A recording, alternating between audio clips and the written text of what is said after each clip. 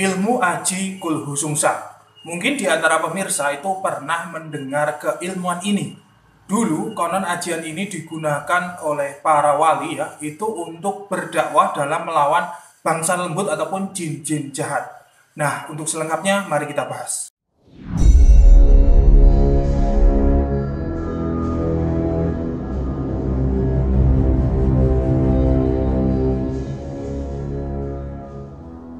Bismillahirrahmanirrahim. Assalamualaikum warahmatullahi wabarakatuh. Alhamdulillahirabbil alamin. Assalatu wassalamu ala asrofil anbiya'i wal mursalin sayyidina wa maulana Muhammadin wa ala alihi washabihi ajmain. Amma ba'du. Allahumma shalli ala sayyidina Muhammad wa ala ali sayyidina Muhammad. Rabbi shrah li sadri wa yassir li amri wa hlul 'uqdatam min lisani yafqahu qawli. Raditu billahi rabban wa bil islam dina wa bi Muhammadin nabiyyan wa rasul. Rabbi zidni ilma warzuqni fahma. Amin. Selamat datang, selamat berjumpa kembali para pemirsa sekalian di channel Spiritual 21, investigasi supranatural tanpa batas. Di dalam sebuah kitab ilmu hikmah itu disebutkan bahwa ketika seseorang membaca ilmu Kulhu Sungsang, maka akan ditakuti oleh bangsa halus seperti jin, setan, siluman, dan lain sebagainya. Selain itu juga dijelaskan bahwa pengamal Aji Kulhu Sungsang ini tidak akan bisa disihir ataupun disantet seseorang. Bagi para sesepuh Jawa itu sudah pasti tidak asing lagi dengan ajian Kulhu Sungsang ini, karena memang ajian ini itu sudah ada itu secara turun-temurun dan biasanya itu diwariskan. Hal itu bertujuan ya agar bangsa-bangsa lembut yang sifatnya jahat tidak berani mengganggu anak turun para sesepuh yang memegang ilmu ini. Alkisah, riwayat ilmu Kulhu Sungsang ini bermula di zaman Wali Songo. Saat itu pengaruh hal-hal yang bersifat gaib sangat kental di kehidupan masyarakat Jawa. Di masa itu makhluk halus diagung-agungkan berlebihan sehingga para manusia di bawah kendali makhluk halus tersebut. Apapun yang diminta makhluk halus itu diturutinya.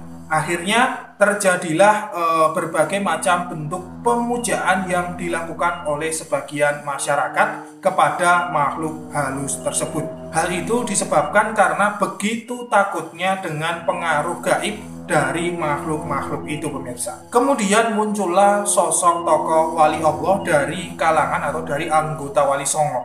Konon itu ada yang meriwayatkan bahwa beliau adalah Sunan Ampel. Tetapi ada juga riwayat lain itu mengatakan bahwa beliau adalah Sunan Bonang, putra dari Sunan Ampel tersebut. Singkat cerita, sang wali tersebut bermaksud menghentikan ulah makhluk gaib tadi.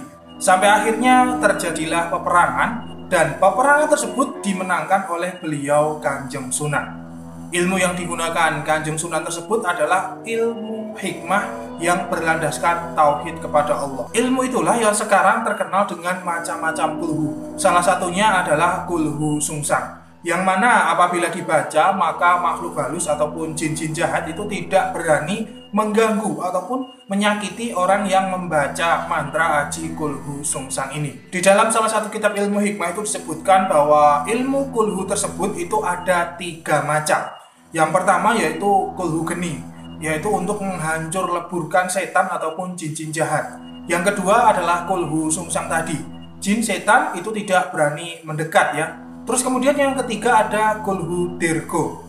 Nah, Kulhu Dirgo ini adalah untuk benteng dari sihir tenung, itu juga tidak berani mendekat kepada pemilik ilmu Kulhu Dirgo ini. Nah, ketiga kulhu ini biasanya dikuasai oleh para spiritualis atau para sesepuh Jawa. Ketiga ilmu ini digunakan untuk menghadapi bangsa halus yang mungkin bangsa halus tersebut melawan orang atau spiritualis itu. Nah, yang kita bahas kali ini adalah satu dulu, yaitu Kulhu Sungsang. Di dalam ilmu Kulhu Sungsang ini, bacaan mantranya ada perbedaan di antara spiritualis yang satu dengan yang lainnya, pemirsa. Namun setelah saya teliti itu hasilnya sama dan hakikatnya itu juga sama. Hanya berbeda lafaz saja atau berbeda pengucapan atau mantranya seperti itu. Di dalam ilmu Kulhu Sungsang itu terkandung berbagai macam energi supranatural ataupun energi gaib. Di antaranya yang pertama, bisa membalikkan serangan sihir dari jin, sehingga jin tersebut nantinya itu akan kepanasan. Jin ataupun makhluk halus itu tidak akan berani dengan pemegang ilmu Kulhu Sungsang ini. Kemudian yang kedua, dilindungi itu oleh energi atau asror dari malaikat Jibril, sehingga ditakuti makhluk gaib juga, pemirsa. Kita tahu bahwa malaikat Jibril itu adalah rajanya para malaikat. Yang ketiga itu di dalamnya juga mengandung energi dari kalimat tauhid. Yang mana kalimat tauhid ini sangat besar sekali manfaatnya. Semua makhluk itu akan tunduk, tidak berani kepada pemegang kalimat tauhid ini.